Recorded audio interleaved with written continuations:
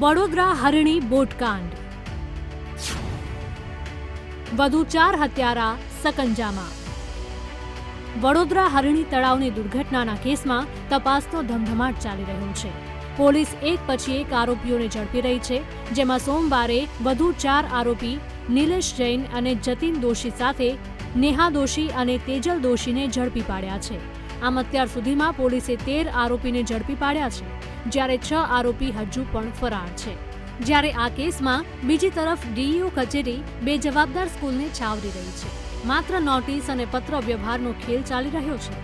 ત્યારે સવાલ એ થાય છે કે ડીઈઓ કચેરીએ કેમ ન્યૂ સનરાઈઝ સ્કૂલ સામે કાર્યવાહી ન કરી?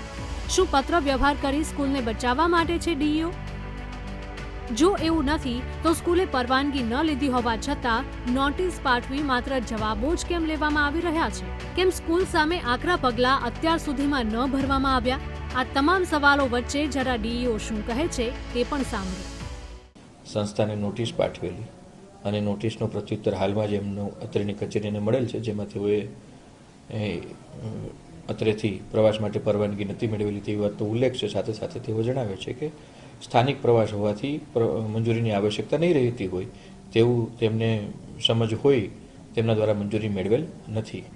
સાથે સાથે કચેરીએ જે વિગતો માગેલી એમાં પ્રવાસ અંતર્ગત આ પ્રવાસનું આયોજન કઈ રીતનું હતું, કોને જવાબદારી સોંપવામાં આવેલી, એની પણ હકીકતલક્ષી વિગતો એમની પાસેથી માગવામાં આવેલી।